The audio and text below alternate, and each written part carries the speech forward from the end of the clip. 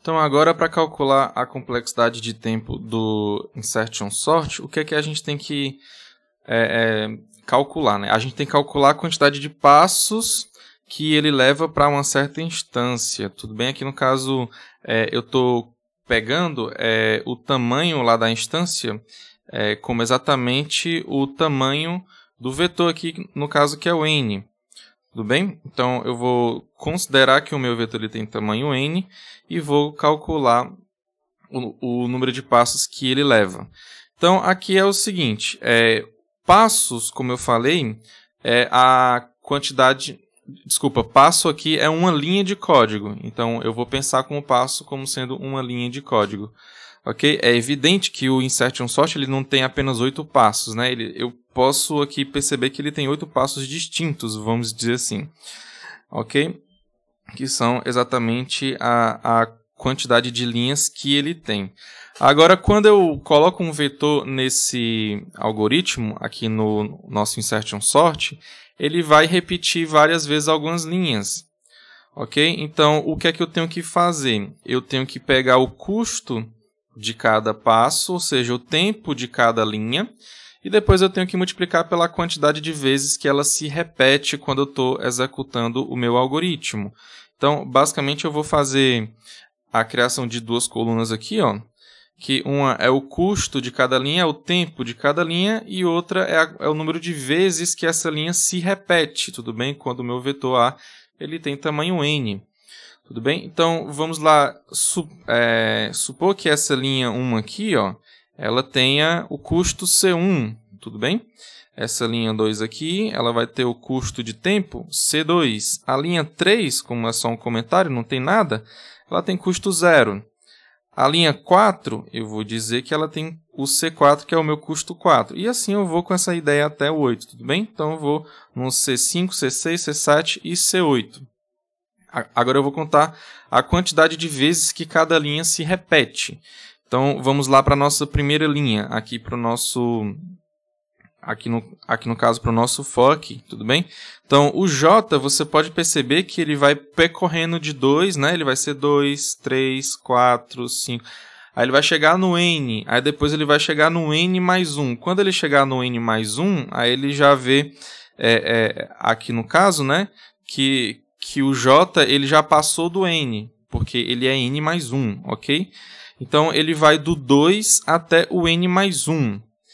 Se fosse do 1 até o N mais 1, eu sei que ele teria que fazer essa linha aqui N mais 1 vezes, porque era do 1 até o N mais 1. Mas só que no caso ele está começando a partir do 2.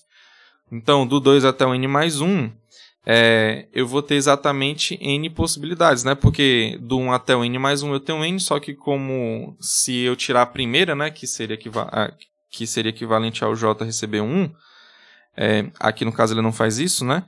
Então eu vou ter N vezes, tudo bem? Então aqui a quantidade de vezes que ele vai se repetir aqui, a minha linha 1 é exatamente N, porque ele vai do 2, de novo, ele vai do 2 até o N mais 1, né? Quando ele chegar em N mais 1, ele vai perceber que já ultrapassou o N e não vai fazer mais nada. Então, do 2 até o N mais 1, a gente tem N elementos. Então, por isso que aqui, né, eu vou ter a quantidade N. Na linha 2, eu sei que eu vou executar a mesma quantidade de vezes que a linha 1, só que com a diferença de uma vez, né? A diferença de uma vez que não vai ser executada. Por quê?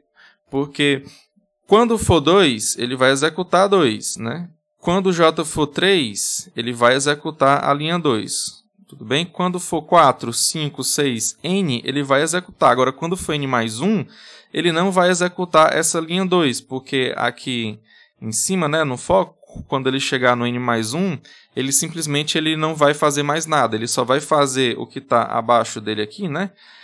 Quando for verdadeiro que o J ele é menor do que o N. Então, ele vai executar exatamente uma vez menos do que na linha 1, tá? A segunda linha ela vai ser executada, nesse caso aqui, n-1 vezes, tudo bem? Porque ele executou uma vez menos do que a linha 1. A mesma coisa vai acontecer para a linha 3, para a linha 4 e para a linha 8. Okay? É o mesmo caso lá da linha 2. Então, eu sei que essas linhas elas vão ter n-1 como está aqui. Tudo bem? Agora, a 5, 6 e 7 é diferente, tá? Então, eu tenho que ter um pouco mais de cuidado aqui. Porque, por exemplo, a linha 5 ela pode se repetir várias vezes, né? Ou então simplesmente uma vez só, né? Que seria a verificação de que essas condições aqui elas são falsas, né? De que uma dessas duas aqui é falsa. Então, ele vai deixar de executar lá na mesma hora, né? Então, vamos lá. Pensar aqui um pouco.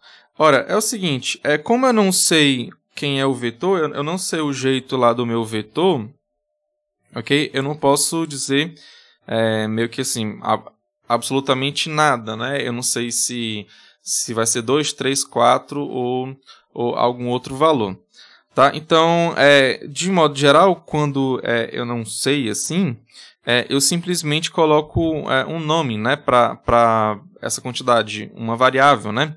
Então, aqui eu vou chamar no caso de T2. Aqui, T2 por quê? Eu estou pegando, no caso, quando o J ele é igual a 2.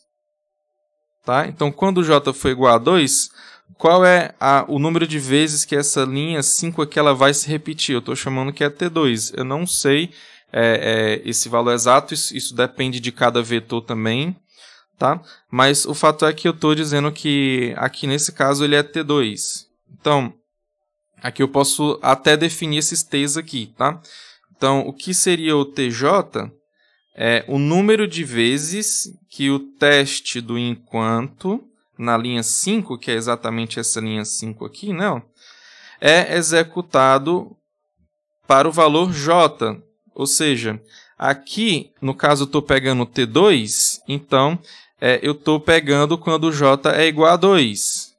Ok? Então, esse T2 aqui é somente referente quando o J é igual a 2. Mas o J, ó, ele pode ser 3 também, pode ser 4, 5, até o N. Então, eu vou somar todas essas quantidades aí também. Tudo bem? Então, eu vou ficar com T2 mais T3, ok? Aqui o T3 é no caso quando o J for igual a 3. Então, aí eu vou somando, ok? Então, eu vou somando até chegar no Tn. Então, a quantidade de vezes que essa linha 5 aqui ela se repete é exatamente T2 mais T3 mais T4 mais T5 até chegar no Tn. Então, é esse somatório aí, que vai resultar no somatório do I de 2 até N lá do TJ. Tudo bem?